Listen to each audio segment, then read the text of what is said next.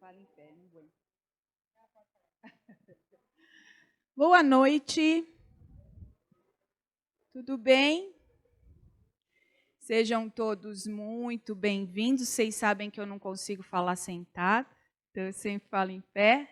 Eu quero agradecer imensamente, primeiro, a presença de todos vocês. A palestra sempre se volta às necessidades dos nossos alunos, e é por isso e para isso que a gente trabalha diuturnamente, para que vocês tenham um desenvolvimento acadêmico adequado, sempre trazendo palestrantes de qualidade, como é o caso aqui da doutora Inês, que já eu vou fazer a apresentação. Eu quero agradecer também a presença dos queridos professores que sempre colaboram comigo, professora Poliana, Renata, professor Jonatas, professora Priscília, professora Lenilton, a professora Débora, que não está presente, mas dispensou a turma para poder participar desse momento, desse evento.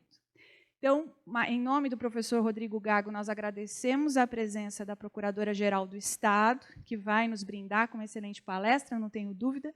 Mas, antes de apresentá-la, eu quero passar a palavra ao professor Sérgio Ticala, que é também Procurador do Estado e que também vai nos ajudar a receber a Procuradora-Geral e vai dar uma palavrinha também. Oi, pessoal, boa noite. Então, eu quero agradecer imensamente aqui a presença de vocês e da doutora Inês, a Procuradora-Geral do Estado de São Paulo, né? A doutora Inês, muito gentilmente, assim que formulamos o convite para que ela aqui comparecesse para uma conversa com vocês, ela prontamente concordou.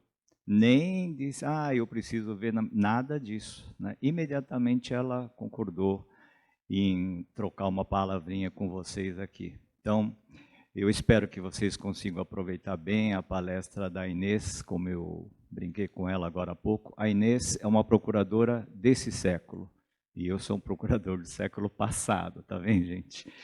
Mas a Procuradoria-Geral do Estado é uma instituição que acho que é uma das mais democráticas, né? Eu acho que eu tive a oportunidade de conversar isso com os alunos do primeiro ano aí.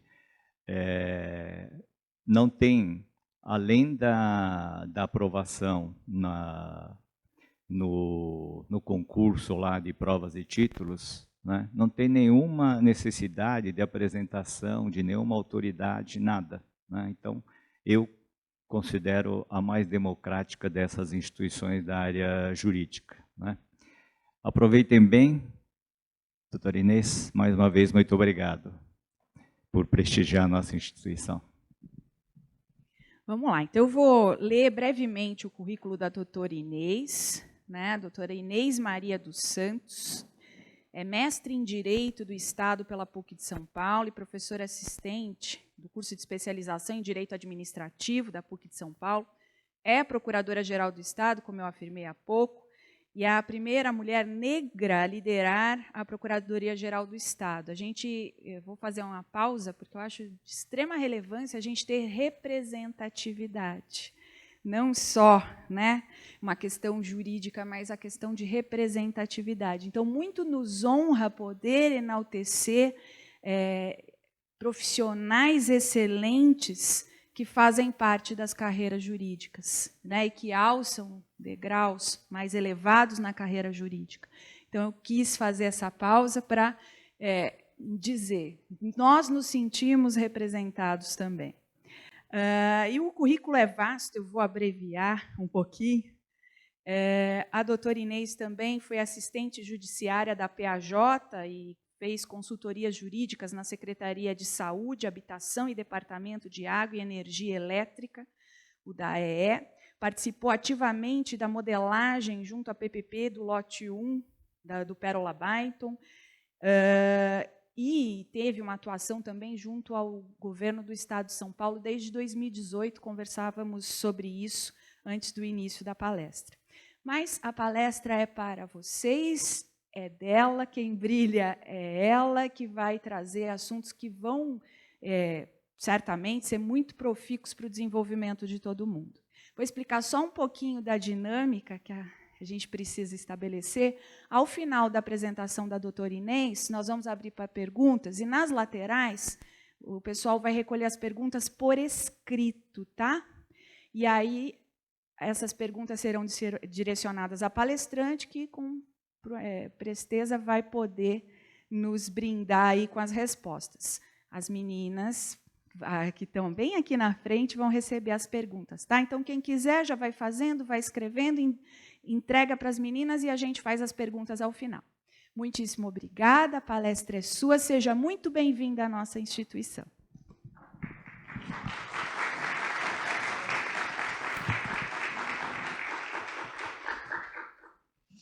Bom, boa noite a todos. Com muita alegria, um prazer enorme, na verdade, que eu recebo esse convite para vir falar numa universidade tão importante, né, que forma anualmente tantos profissionais aí de qualidade. Nós temos na Procuradoria vários egressos aqui da faculdade, então é um prazer enorme. Agradeço a todos vocês por terem comparecido aqui para a gente conversar um pouco. Quando eu recebi o convite, e eu fiquei muito feliz de poder falar um pouco sobre a advocacia pública, porque falar sobre a advocacia pública e sobre os desafios... Eu vou seguir a sua... Desculpa. Falar sobre a advocacia pública e os seus desafios, falar sobre os desafios do operador do direito de uma forma geral. Então, eu queria apresentar um pouco para vocês o que é a advocacia pública, o que é a Procuradoria-Geral do Estado e o que são as procuradorias, né, nesse mundo jurídico que os termos não ajudam muito, né, porque a gente tem o procurador do Estado, o procurador de Justiça e o procurador federal e o procurador, que muitas vezes fica difícil até para explicar o que a gente faz. Então, é um pouco para a gente conversar e, ao final, a gente pode trocar aí experiências, enfim. Vamos lá. Bom, a Constituição Federal diz lá que um dos objetivos fundamentais da República é construir uma sociedade livre, justa e solidária, no artigo 3º. Muito bem. Para garantir que essa função, que esse objetivo seja atingido, a Constituição também traz no seu bojo, também traz no seu texto quais são as funções essenciais da justiça que vão, então, contribuir para que esse objetivo seja alcançado. Então, são funções essenciais da justiça nos termos da Constituição. Isso significa dizer que são carreiras de Estado, ou seja, são carreiras permanentes que têm uma função constitucional. O Ministério Público, que tem os seus promotores e os seus procuradores de justiça, os promotores que atuam na primeira instância, os procuradores de justiça na segunda instância, nos ministérios públicos estaduais, e tem os procuradores da República nos ministérios públicos federais. A advocacia pública, que somos nós, e na advocacia pública nós temos a Advocacia Geral da União, em âmbito federal, que congrega as carreiras aí da Procuradoria da Fazenda Nacional, a própria advocacia, a Procuradoria Federal e a Procuradoria do Banco Central, as Procuradorias Gerais dos Estados e as Procuradorias Municipais. A advocacia privada, muito importante também na busca pela justiça, e a Defensoria Pública, que nós temos as Defensorias Públicas estaduais e temos a Defensoria Pública da União, dividido aí por matéria. Então, com esse quadro, nesse quadro de funções essenciais à justiça, que se insere a atuação da advocacia pública. Muito bem. Então, a advocacia, aqui a gente tem os advogados privados, que vão lidar com as questões particulares, enfim, de empresas, de pessoas físicas, e temos o advogado público, que vai cuidar dos interesses dos entes públicos. Então, o que faz o advogado público? Os procuradores do Estado, os advogados da União, eles representam os interesses dos entes públicos. No nosso caso, a Procuradoria-Geral do Estado representa os interesses do Estado de São Paulo, tanto em juízo quanto administrativamente, como eu vou falar um pouquinho para vocês, explicar um pouquinho. Então, segundo a Constituição, a Advocacia Geral da União, e aí a gente, por um princípio de paralelismo das formas, a gente tem isso reproduzido na nossa Constituição Estadual e nas Constituições Estaduais dos demais estados. Esse é um dispositivo de reprodução obrigatória. A Advocacia Geral da União é uma instituição que, diretamente ou através de órgão vinculado, representa a União, judicial e extrajudicialmente, cabendo-lhe nos termos da lei complementar que dispuser sobre sua organização, as atividades de consultoria e assessoramento jurídico do Poder Executivo.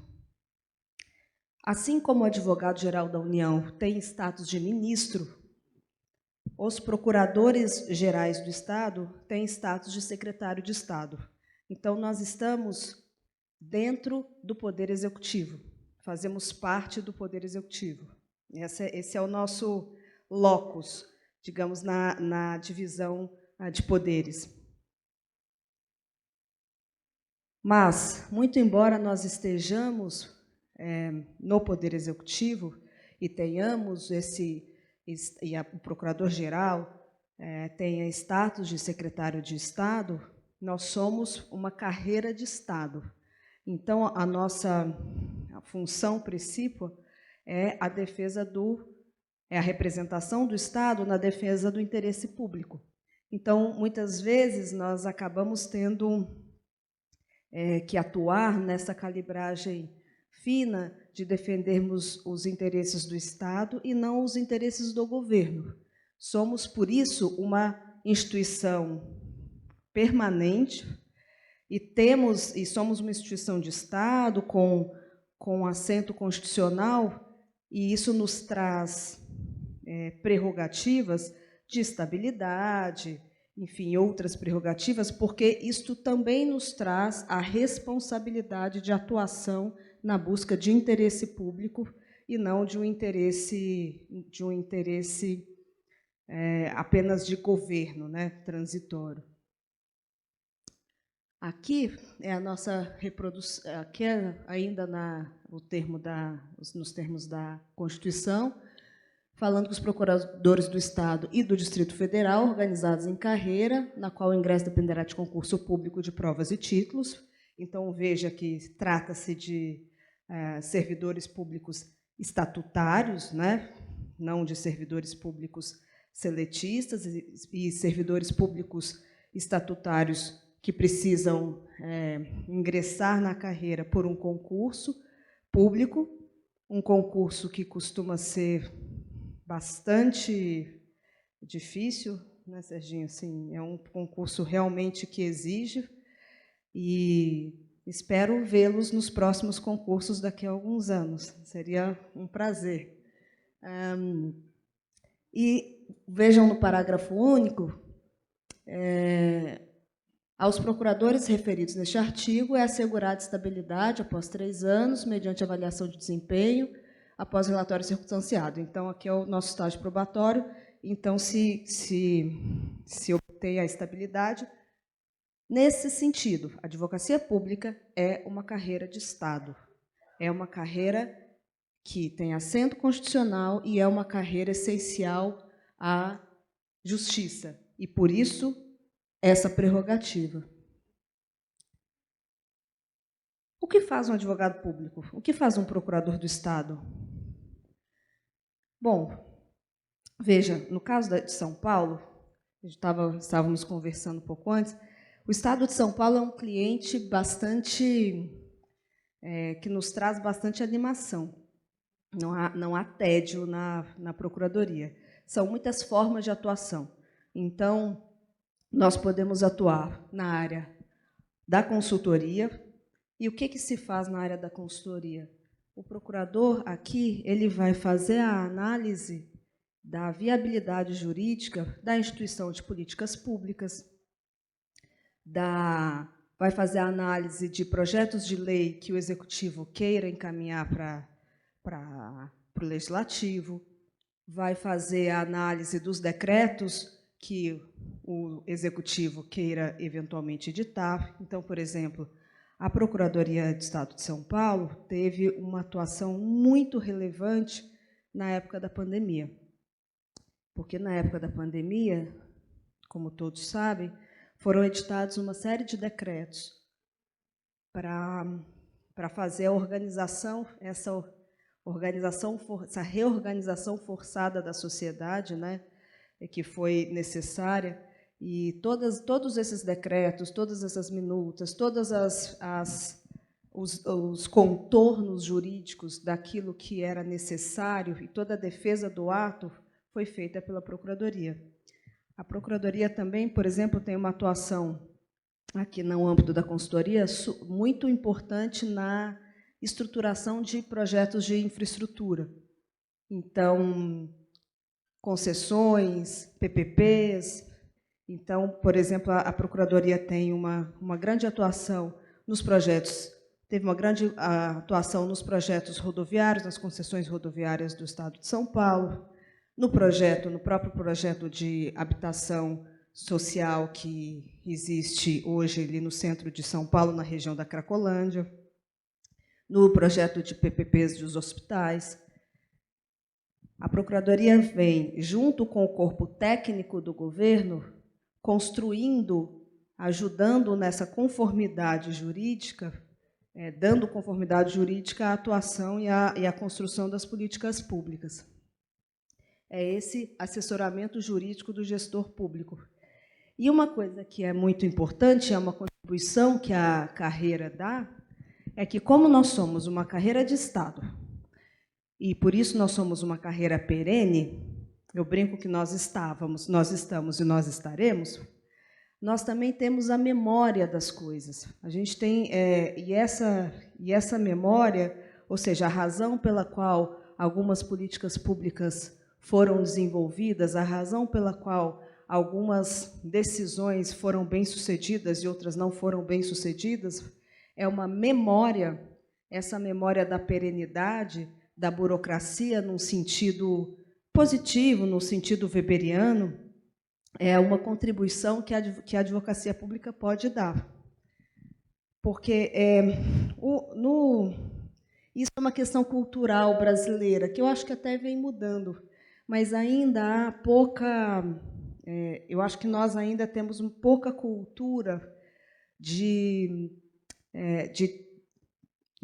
dados, de análise de dados para a construção de políticas públicas. Então, de dizer por que isso impacta diretamente no planejamento. Não é? Então, por isso que a gente tem sempre essa impressão que, cada vez que muda a gestão, parece que zera e começa tudo de novo, e aí as pessoas, muitas vezes, os governos vão mudando nomes, dando nomes novos para os mesmos programas, e a gente fica com uma sensação de não continuidade. Isso acho que é uma coisa que tá mudando. Mas essa cultura de dados e de informação, para dar insumos para a construção de políticas públicas, é uma contribuição que carreiras perenes podem dar. E eu acho que essa é uma contribuição que a Procuradoria pode dar. É algo em que nós estamos trabalhando, em todas as áreas, porque, como nós somos os advogados do Estado, ou seja, estamos olhando para esse cliente sob todas as dimensões jurídicas, tanto quando uma política pública é construída na área da consultoria, quando ela é eventualmente contestada no judiciário, como a gente consegue olhar para tudo isso, eu acho que é uma forma de contribuição para a gestão pública que as advocacias públicas podem dar ao recolher, tratar e apresentar seus dados para o gestor.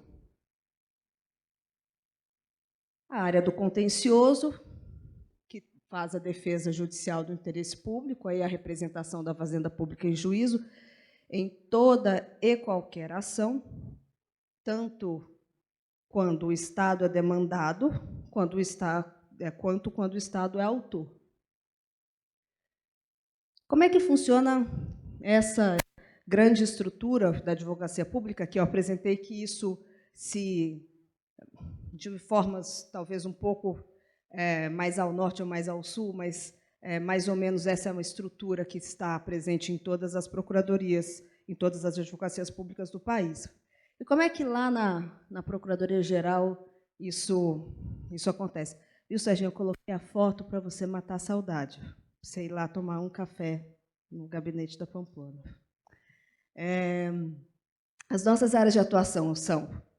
A gente tem 3 grandes áreas. Tá? Uma área que é do contencioso geral, onde está alocada a maior parte dos nossos procuradores. Hoje nós temos por volta de 1 milhão de processos sob nossa gestão na área do contencioso geral.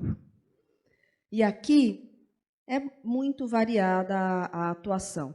Então, nós lidamos com todas as ações que têm a ver com demandas de servidor público, tanto como autores quanto como réus, todas as ações que dizem respeito às discussões contratuais que nós temos, né, esses grandes contratos, enfim, licitações, toda a questão da judicialização da saúde, esse é o ponto específico que eu vou tratar daqui a pouco, que é algo que impacta enormemente a nossa atuação.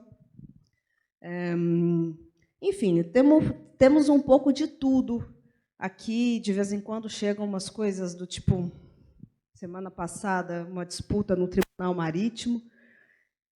Então, assim, eu nunca me canso de ser surpreendida nessa atuação. E temos, dentro do contencioso também, a área que é uma outra área, mas é a área do tributário fiscal. A área do tributário fiscal, que também é uma área de contencioso, trata das demandas tributárias. Então, tanto a execução fiscal dos devedores aí da Fazenda, quanto das ações que são propostas contra o Estado e que nós defendemos, e muitas vezes essa é uma área muito delicada, porque a Procuradoria é responsável também pelo tratamento e pela inscrição da dívida ativa. Então, na medida em que o devedor não paga, esse débito é inscrito em dívida ativa para, então, poder ser executado. E a gestão dessa dívida é responsabilidade da Procuradoria, aqui em São Paulo. E há impactos muito grandes, e também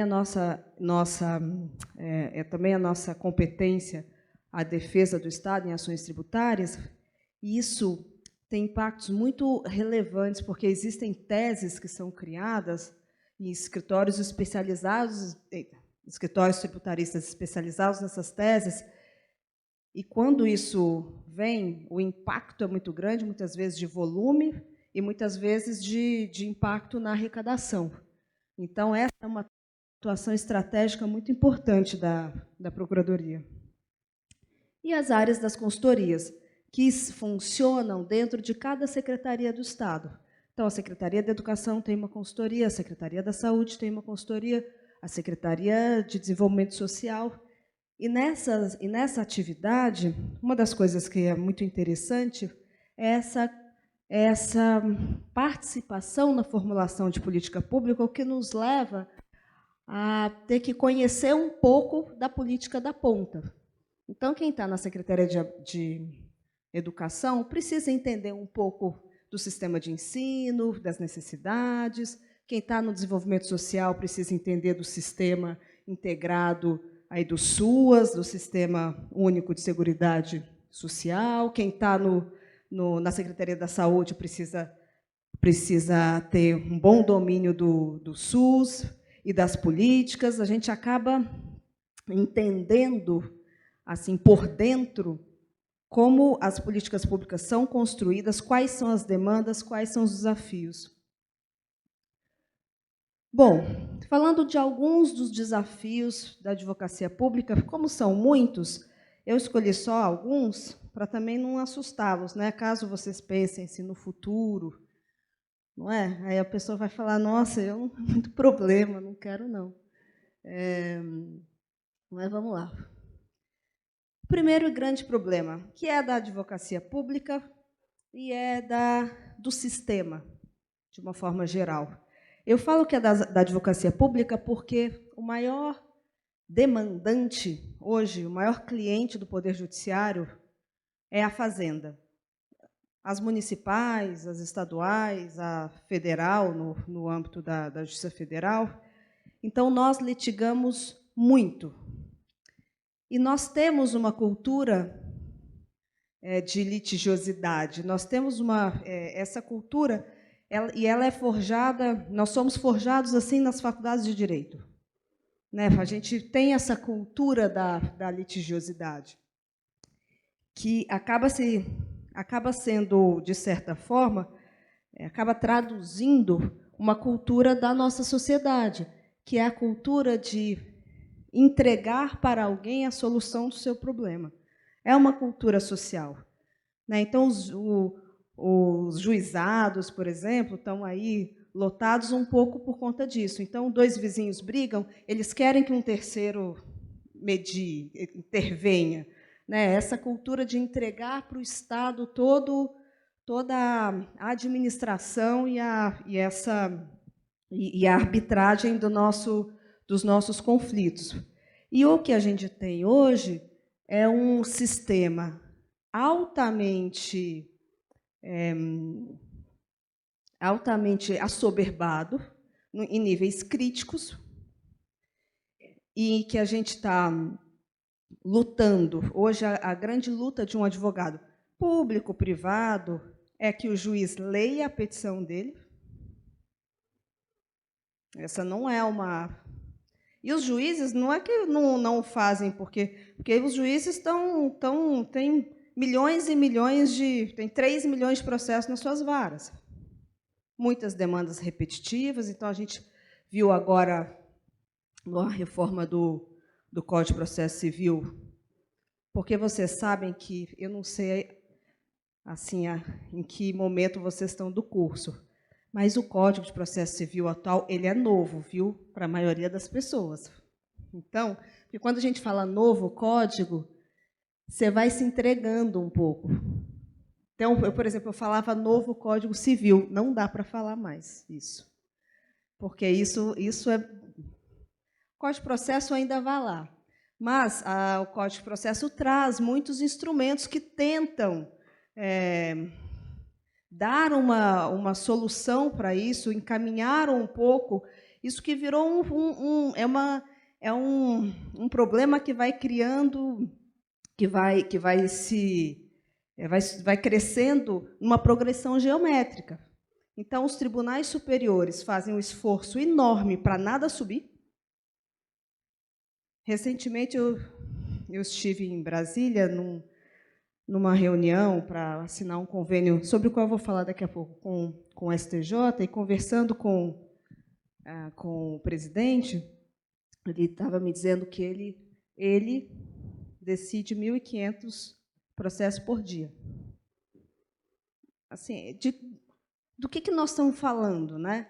Então, eu acho que a diminuição da litigiosidade é uma pauta urgente, é uma pauta imediata, e as advocacias públicas têm uma enorme responsabilidade, porque nós somos quem mais demanda o poder público, porque porque a gente acaba normalizando isso, né? Então, essa é uma grande... E alguma coisa contra a qual a Procuradoria-Geral do Estado já vem lutando há bastante tempo com algumas medidas. Então, um dos nossos principais problemas, que é a judicialização da saúde, E aí é um problema nacional. Um problema nacional de tal ordem que o próprio CNJ criou um grupo para estudar isso, porque há também uma dificuldade enorme, isso impacta também a gestão pública de uma forma muito acentuada. O Estado de São Paulo hoje gasta 1 bilhão por ano com judicialização de saúde. Então, 1 bilhão do orçamento da Secretaria da Saúde é alocada para atender decisões judiciais. E é uma pauta muito ingrata, de fato, porque se você é juiz, aí chega a demanda, é agora ou vai morrer. E, muitas vezes, a demanda é...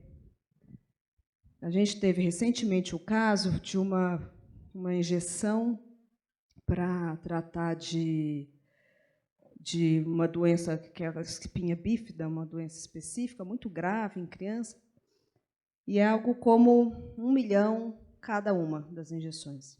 Então, custa 2 milhões o tratamento para uma criança.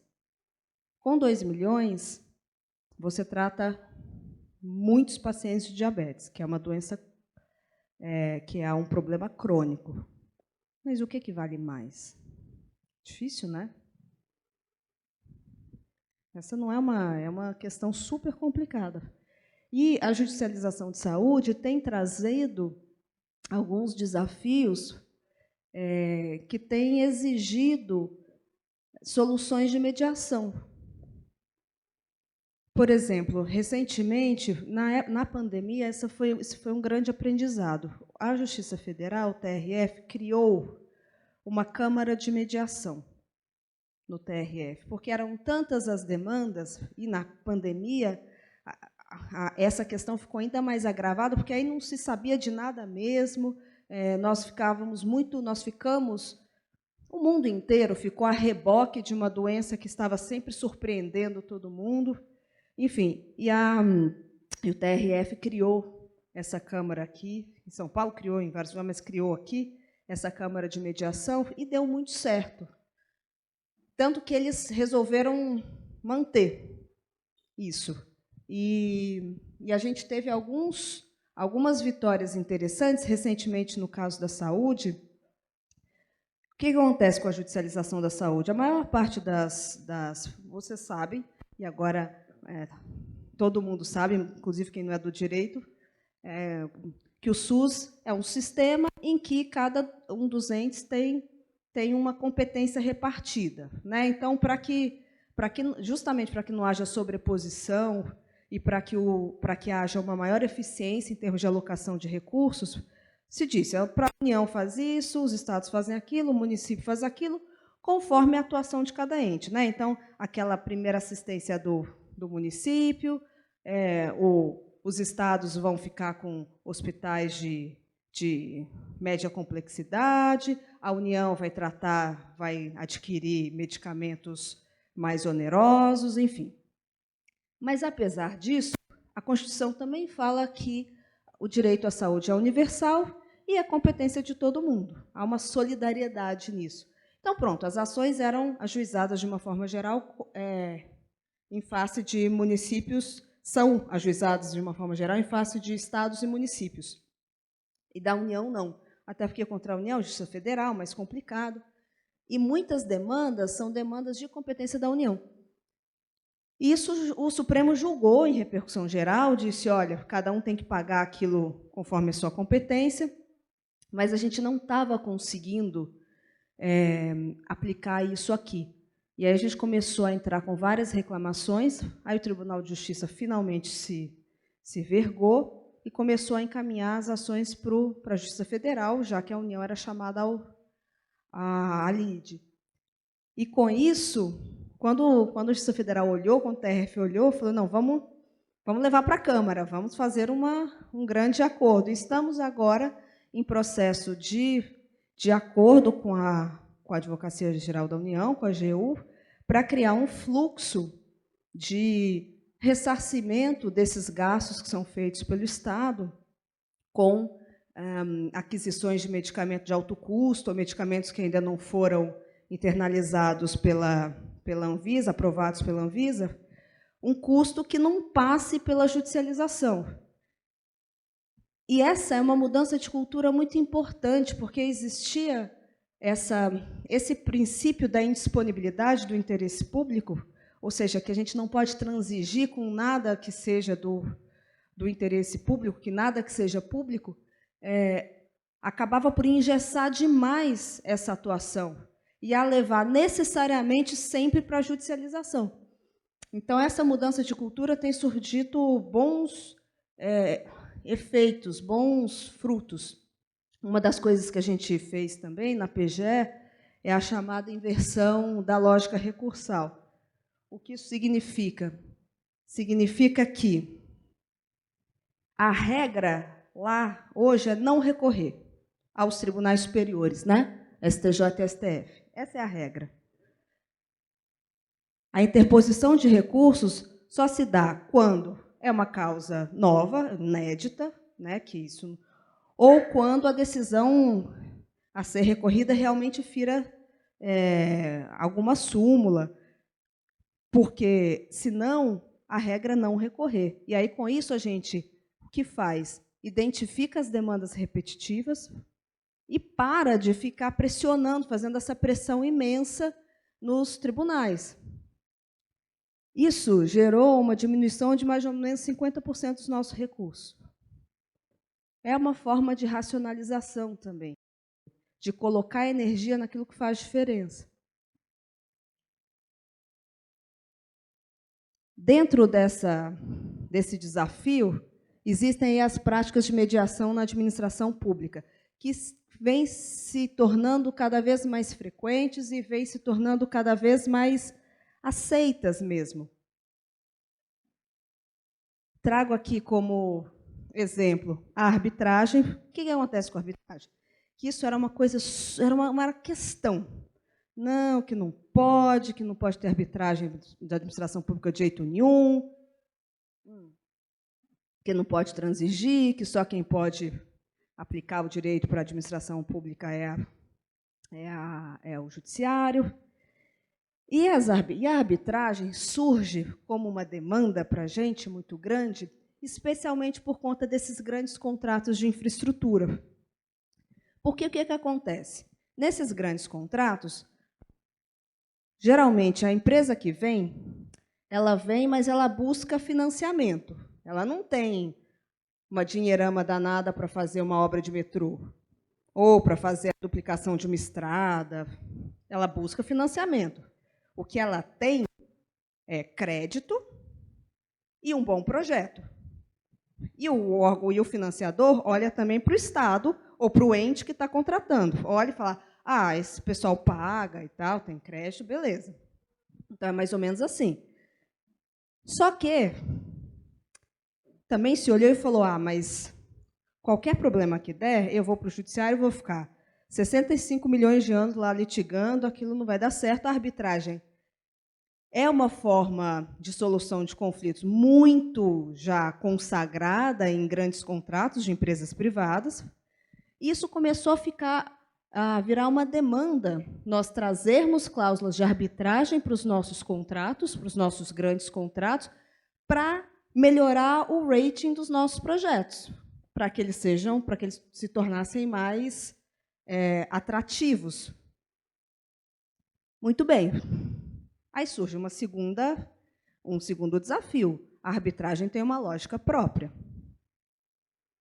E a gente litiga contra grandes escritórios. E é preciso toda uma outra cultura também na gestão dos contratos para que a gente possa, numa eventual arbitragem, ter documentação, ter instrumentos para lidar. Então, com essa demanda surgida, especialmente dos primeiros projetos, isso em 2011, a partir do portfólio de projetos do Estado de 2011, isso começa a ser uma cláusula obrigatória que a gente insere nos nossos contratos. Isso surge como uma demanda nossa E a gente cria, hoje a gente tem um núcleo de arbitragem muito estruturado, com a indicação de árbitros que é feito pela Procuradoria, com a contratação das câmaras. Então, a gente teve que resolver várias coisas, como que contrata a Câmara, como que indica os árbitros, do ponto de vista jurídico. Mas essa tem sido uma experiência interessante também. As práticas autocompositivas e termos de ajustamento de condutas, que é uma novidade do Estatuto dos Funcionários Públicos, para evitar... Porque também a gente tem, não só tem muitos processos administrativos que acabam sendo levados depois para a judicialização, de questões disciplinares muito simples na administração pública, em que a justiça restaurativa e a mediação cabem e muitas vezes resolvem com mais eficiência do que um processo administrativo sancionador.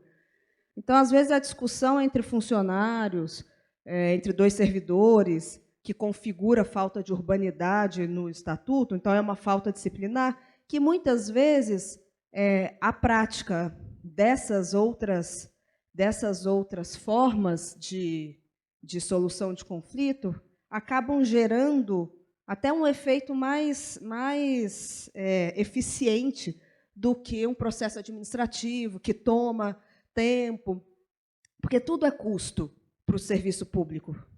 Então, a hora do procurador, a hora do servidor, a hora do juiz, tudo isso é custo. Essa Central de Conciliação da Justiça Federal, que eu me referi. E um outro desafio, que eu acho disruptivo pensar sobre isso, que é o uso da inteligência artificial e o uso do chamado BI no direito público. A inteligência artificial são os robôs contra os robôs. E aí, mesmo sendo desse século, Serginho, assim, mais ou menos, eu confesso que isso me traz assim quase uma experiência distópica, porque hoje em dia é muito comum escritórios, especialmente quem trabalha com advocacia de massa, usa os robôs. Então, os robôs peticionam 30 mil ações no mesmo dia, iguais. Aí os tribunais começaram também a se preparar para isso, com robôs, que, por sua vez, julgam ou recebem 30 mil ações. Daí as advocacias públicas também estão se preparando para isso, para contestar outras 30 mil ações. É tudo mais ou menos igual, é uma grande esteira fordista, que traz essa sensação um pouco disruptiva, mas que pode, talvez, nos trazer se bem usado, um ganho nisso, que é justamente o ganho de saber o que está valendo a pena, sobre o que está valendo a pena litigar. Então, essa inteligência artificial também pode nos dar esses dados todos e pode nos ajudar a dar dados e tratar dados para que a gente possa contribuir de uma forma mais eficiente para a gestão. Mas, por exemplo, nós fizemos esse termo de cooperação com o STJ, foi no sentido de nós termos acesso ao BI deles, né, que vem pela inteligência artificial, ao banco de dados que eles têm enorme, e, a partir daí, acesso àquilo que diz respeito à Procuradoria-Geral do Estado de São Paulo, aos casos do Estado de São Paulo, para que nós possamos identificar as demandas repetitivas, como elas estão sendo julgadas, e podermos nos posicionar.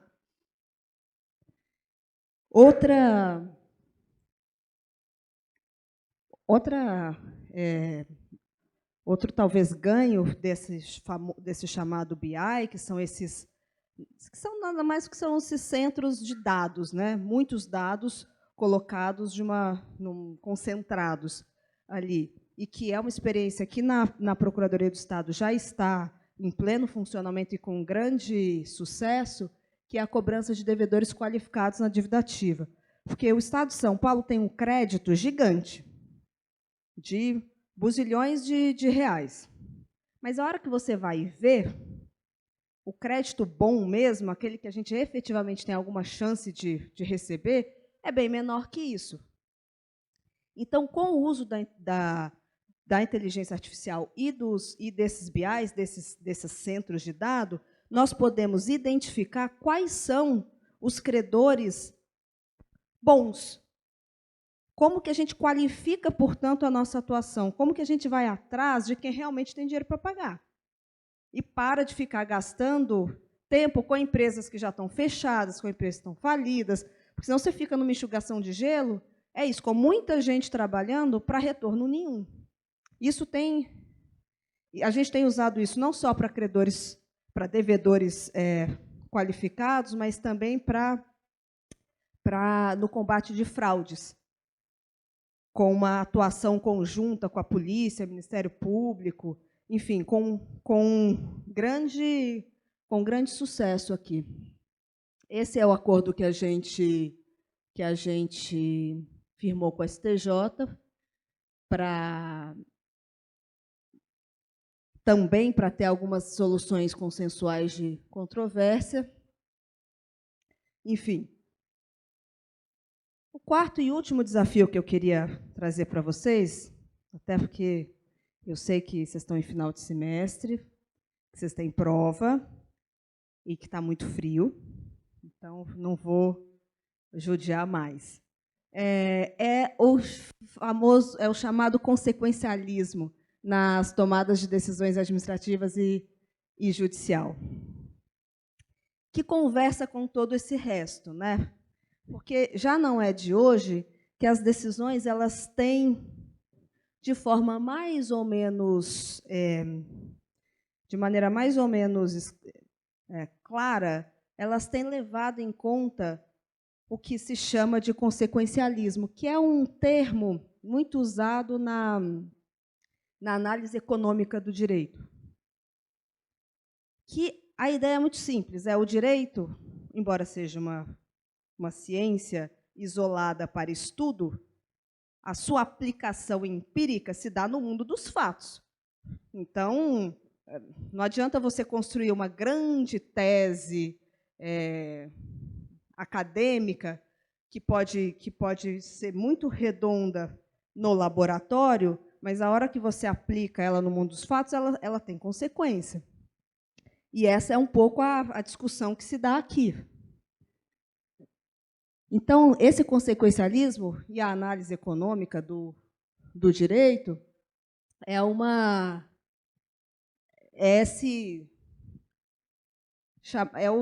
direito pós-formalista, que é justamente fazer a análise do direito não só no laboratório, mas também na aplicação, o que não significa, senhores, e não me entendam mal, que a análise acadêmica não seja importante muito, porque é isso que nos dá estofo suficiente para fazer essa análise. Porque senão o direito vai virar sempre um legitimador de decisão. E também, então, o consequencialismo não é fazer conta de chegada.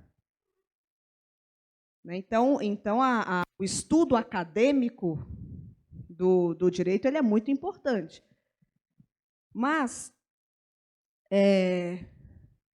o que alguns professores chamam de positivismo afetivo é algo que a gente precisa, que a gente está enfrentando, na verdade, né? Então, é lidar com isso, com o direito aplicado na realidade. E nós temos aí alguns exemplos. A própria LINDB, que é essa lei também, que é uma legislação nova, a alteração, né, da Lei de Introdução ao Código Civil. É uma legislação nova, bastante interessante, pouquíssimo aplicada ainda na prática, mas que traz claramente a ideia do consequencialismo aqui. Por exemplo, no artigo 20 fala isso, que nas esferas administrativa, controladora e judicial não se decidirá com base em valores jurídicos abstratos, sem que sejam consideradas as consequências práticas da decisão. É dizer, você que decide esteja em que esfera estiver, considere qual efeito o seu ato vai ter no mundo dos fatos. E a gente tem outras...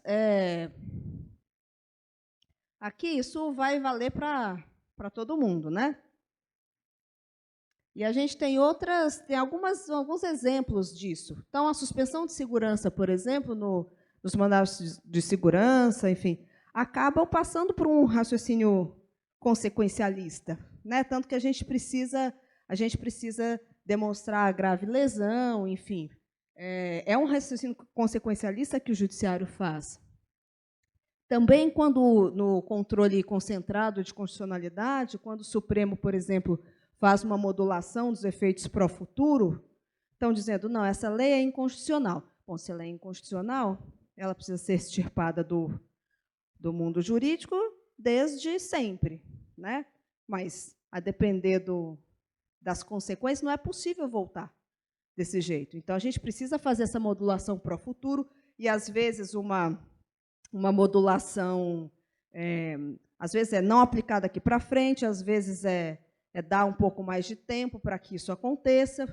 Então, todos esses exemplos, e são coisas que não acontecem, nada que é novo, né? Desde há muito tempo, são exemplos de análise consequencialista do direito.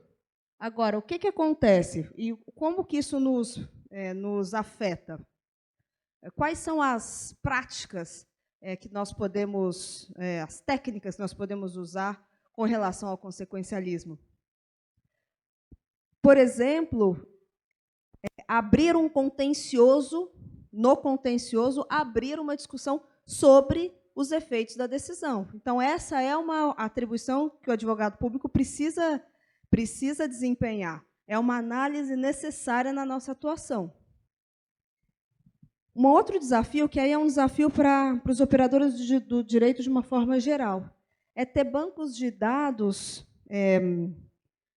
ou ter repositórios certificados, né, em que se possa buscar referência, porque o juiz não conhece tudo, não sabe de tudo. Na saúde, esse é um exemplo. Por exemplo, agora se está formando um grupo de médicos nas universidades que estão apoiando os juízes nas suas decisões. Porque o juiz olha para aquilo e não sabe.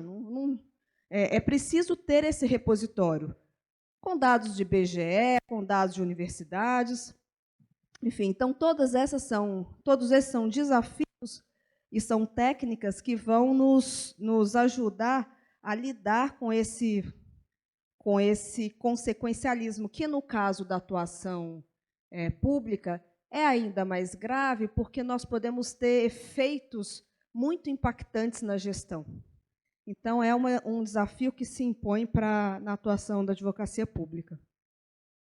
Bom, senhores, esse era um pouco da experiência que eu queria dividir com vocês, fazendo uma enorme propaganda da advocacia pública, da importância que a advocacia pública tem para alcance desse objetivo, que é um objetivo de justiça, que está na nossa Constituição. O trabalho muito sério que os advogados públicos fazem e a contribuição que nós damos e podemos dar cada vez mais com informações, com dados, com o trabalho de jurimetria, que tem sido também cada vez mais intenso. E, enfim, convidar a todos, se tiverem interesse, a conhecer a nossa instituição. O Serginho aqui é o nosso grande representante. Obrigada pela atenção. Boa noite.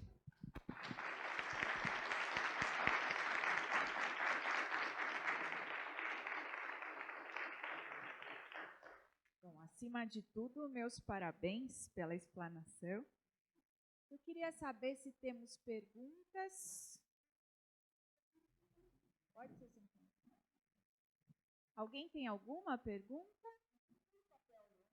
Por favor, não precisa ser no papel, pode ser verbalmente. Diga só seu nome, seu ano e a pergunta, por favor. Charles, CN. Referente a falou que a advocacia pública do Estado, né, atividade de Estado, qual que é o entender dela com a questão de contratação muito em muitos municípios que tem contratação, tem licitação de advogado. Seu nome? Charles, eu abri para a pergunta direta, mas só se fosse fácil. A gente tinha convido com brincadeira. Essa é uma questão de fato. A gente tem algumas várias ações, né, muitas vezes contra isso. O que acontece é o seguinte: a reprodução que a gente tem, ou a disposição que a gente tem na Constituição para procuradorias do Estado, a gente não tem para procuradorias municipais. Isso do ponto de vista jurídico, tá? Em termos de argumentação. Do ponto de vista prático, os municípios têm realidades muito diferentes, né? Então, e esse é eu acho que esse é um dos maiores desafios quando a gente pensa em direito municipalista, né? Em tudo que se aplica para o município. Que você fazer uma comparação do município de São Paulo, ou mesmo do município de São Bernardo, com um município pequenininho do interior do rincão do país, não é alguma coisa fácil, por isso que a Constituição não faz essa reprodução. Então, assim, do ponto de vista jurídico, não me parece haver a mesma exigência. E, recentemente, a gente teve essa jurisprudência formada, de que a gente começou a ganhar as ações nesse sentido. Do ponto de vista de gestão, me parece que o ideal seria que tivesse uma carreira assim. Mas aí essa é uma opinião pessoal. Do ponto de vista jurídico, eu acho sustentável que não haja essa exigência.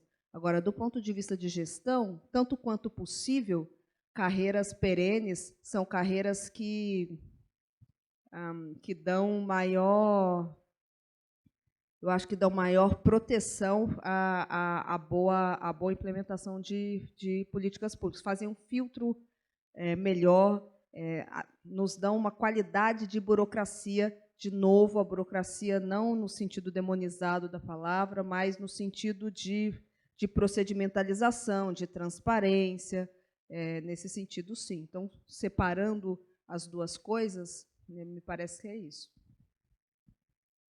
Obrigada, Charles. Mais alguém? Por favor. Primeiro lá atrás, depois você. Pode falar, seu nome e a pergunta, por favor. Celso, em primeiro bem. E eu queria fazer uma pergunta, já que o seu tema foi bastante abrangente na área da saúde. Recentemente nós tivemos uma decisão do STJ mudando o rol da ANS para o modelo taxativo. E penso que isso deve aumentar aí um pouco mais o potencial de judicialização que vocês têm. Vocês imaginaram isso? Tem essa previsão? Aquilo vai afetar um pouco mais os planos de saúde, né? Essa decisão do STJ. A gente, como é SUS, é tudo e qualquer coisa.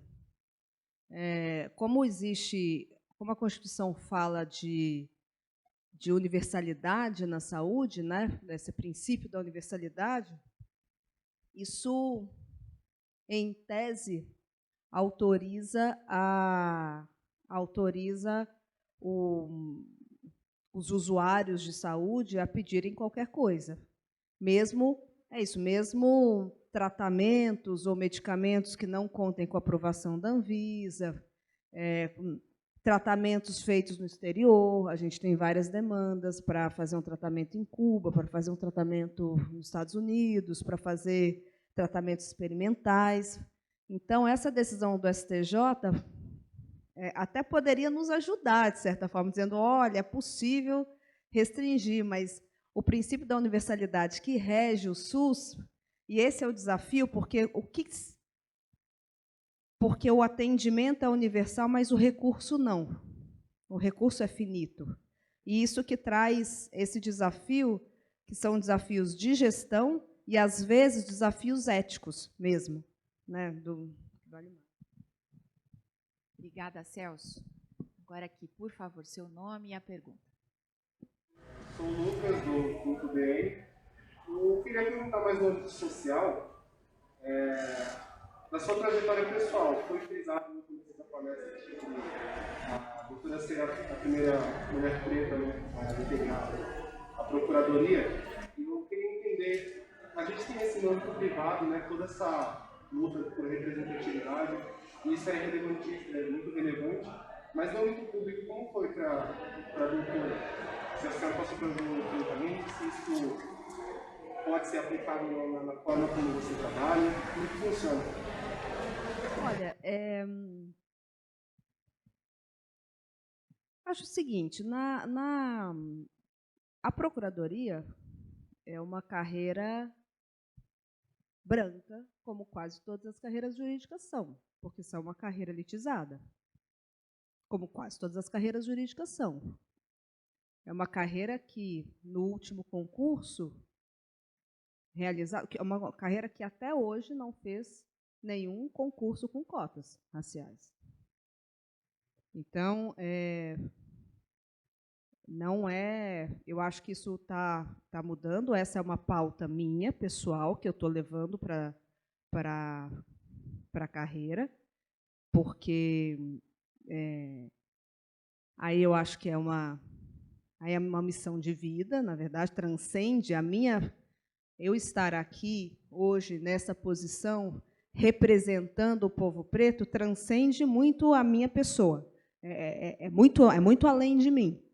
E representatividade importa sim e precisa ser tangível. Não como uma ideia apenas. As pessoas precisam ver e pegar. Precisa ser algo tangível. E não é orgânico. Ninguém vai dar. Isso não será dado. Então, eu acho que sim, é necessário pensar em políticas. Na minha trajetória, eu não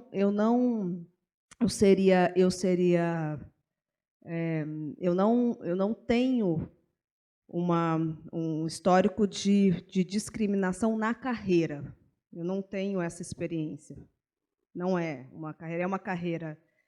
Até acho a procuradoria bastante democrática, assim, sinceramente, em termos de pensamento, para uma carreira jurídica, que às vezes, né, é uma carreira muito feminina, que as mulheres sempre tiveram em posição de poder, sem maiores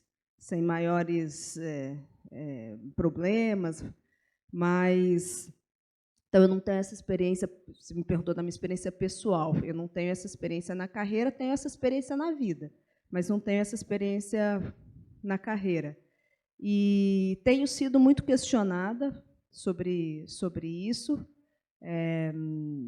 questões mais ou menos pertinentes, questões, inclusive, né, pessoas, inclusive, que perguntam, mas você é preta? Enfim, porque é também alguma coisa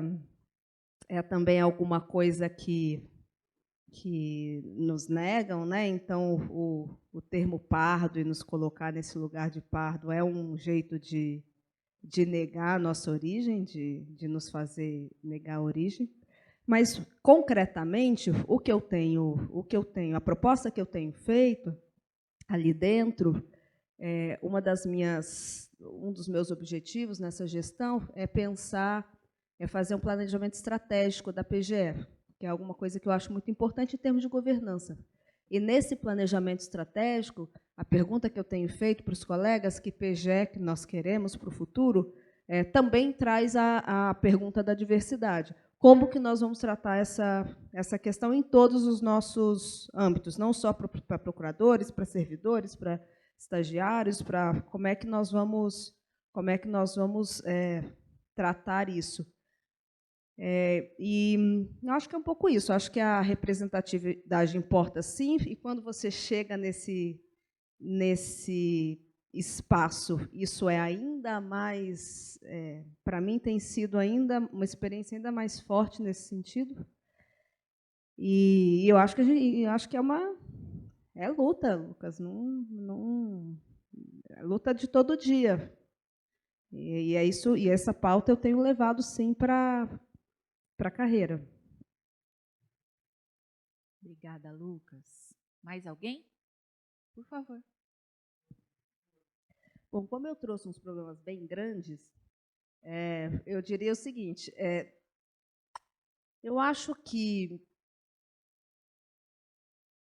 não sei se eu sei dizer o que está mais próximo de ser atingido. Eu diria que esses estão muito no foco, tá? Então, a questão da inteligência artificial e do BI é alguma coisa sobre a qual estamos trabalhando. Então, a gente agora está desenvolvendo um sistema de inteligência artificial para a Procuradoria, que vai nos trazer que vai tentar enfrentar um pouco esse problema. Uma coisa que a AGU, por exemplo, já tem com o Sapiens.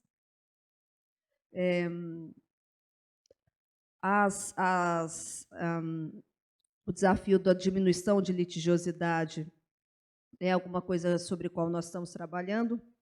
Estamos trabalhando, inclusive, estruturando um projeto parecido com o que nós temos de cobrança qualificada da dívida ativa, estruturando projetos para que municípios possam replicar isso, e isso vai causar, consequentemente, uma diminuição muito grande de litigiosidade no Tribunal de Justiça. Então, no caso do consequencialismo, nós estamos uma alteração recente de alguns poucos anos na Procuradoria é a especialização na área do contencioso. Nós, historicamente, dividíamos o nosso trabalho de forma regional, de forma territorializada. Então, os procuradores que atuavam na Procuradoria Regional de Bauru trabalhavam com os processos que corriam ali nas varas de Bauru e na região, né, que eram sempre, cobria alguns municípios. Então, e assim, Sorocaba, Ribeirão Preto. E, de algum tempo para cá, nós alteramos essa sistemática de trabalho para especializar o contencioso, criando núcleos desterritorializados. Então, o colega que está em Bauru vai trabalhar com processos relativos a meio ambiente em qualquer lugar do Estado. Isso foi possível por conta da digitalização de toda a atividade judicial. E isso tem trazido muitos ganhos, porque a gente tem uma atuação, isso qualifica um pouco mais a atuação, e você consegue fazer essas análises consequencialistas com mais eficiência. Inclusive, qualifica o nosso dado como um input interessante para o gestor nas escolhas de política pública. Então, essa foi uma outra alteração visando enfrentar o desafio do consequencialismo. O que vai andar mais ou menos, eu não sei te dizer. Bom, duas perguntas. A primeira é bem pergunta de procurador, você viu? Os honorários já está pronto para entrar. Não, os honorários, a nossa remuneração, a gente recolhe a verba honorária, que vem das sucumbências e da cobrança da dívida ativa, enfim. E, sobre este montante, o Estado aplica 3 vezes, então, o que nós chamamos de triplique. Então, ele aplica 3 vezes, e isso é dividido de forma igual, independente da área que você esteja. Você tem tantas cotas conforme o seu nível, enfim, aí uma questão de promoção interna, mas não há essa divisão de quem trabalha no contencioso, na consultoria, isso não impacta.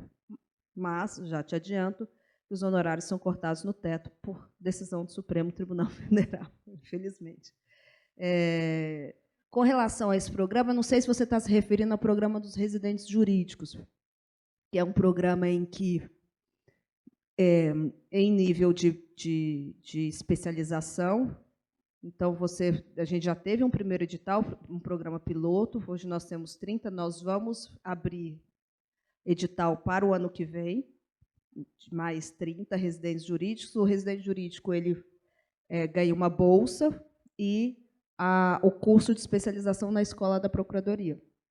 Então, e tem sido um programa muito bem sucedido.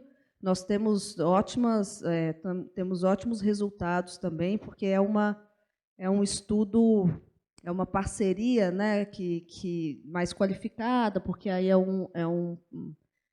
um estudante de especialização, mas já formado, então tem funcionado muito bem. Então, no ano que vem, porque esse ano não dá mais tempo da gente publicar para esse ano, mas esse ano a gente deve publicar para vagas no ano que vem, esse programa de residentes jurídicos. Obrigada.